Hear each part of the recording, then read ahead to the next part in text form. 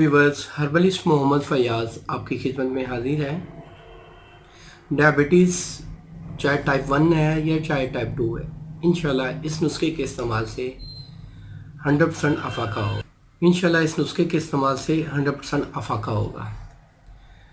आपने करना क्या है, आपको 3 चीज़ें दरकार होंगी।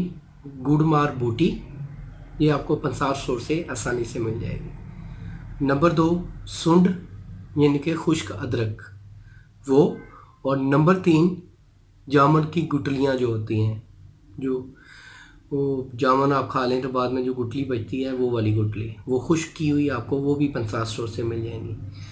आपने अब इसकी रेशो सुन लें कि आपने जो गुड़मार बूटी है वो 2 तोले, सुंड 1 तोला और जो जामुन की गुठलियाँ हैं वो 1 तोला।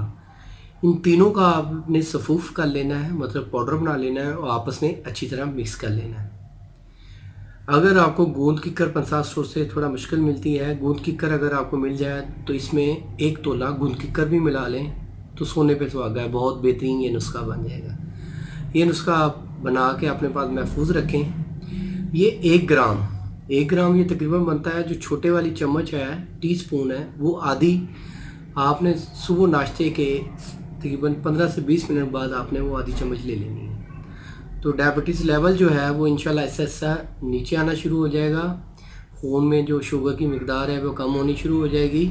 इसके साथ अगर आप इंसुलिन ले रहे हैं तो डेली 1-1 पॉइंट इंसुलिन का कम करते जाएं। जैसे ये मेडिसिन खाएं, इंसुलिन का पॉइंट 1-1 कम करते जाएं तो इंशाल्लाह आप ये मेडिसिन आपकी बॉडी में एडजस्ट हो जाएगी, आपकी इंसुलिन से जान छूट जाएगी। तो इस नुस्खे के साइड इफ़ेक्ट भी नहीं हैं। ये तीनों जो हर्ब्स हैं ये कुदरती हर्ब्स हैं, जड़ी बूटियाँ हैं, इसका कोई नुकसान नहीं है। इसको आप इस्तेमाल कर सकते हैं और इसके अच्छे रिजल्ट्स भी हैं।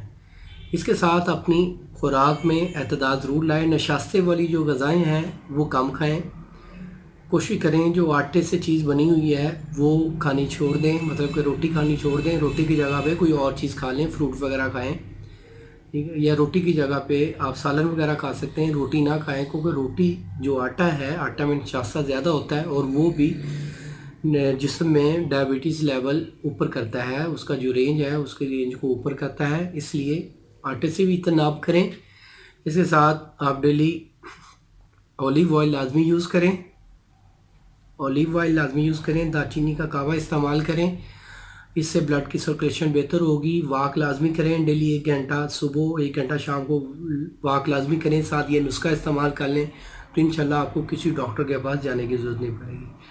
मेरे इस नुस्खे से जिन हज़रात को फ़ायदा हो वो मुझे दुआएं में ज़रूर याद रखें।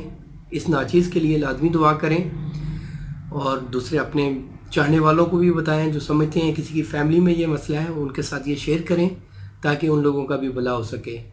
तो उम्मीद करता हूँ मेरी ये वीडियो पसंद आई होगी। जिनको पसंद आई है वो लाइक ज़रूर कर दें, दोस्तों के साथ भी शेयर करें। मिलेंगे एक नेक्स्ट वीडियो में।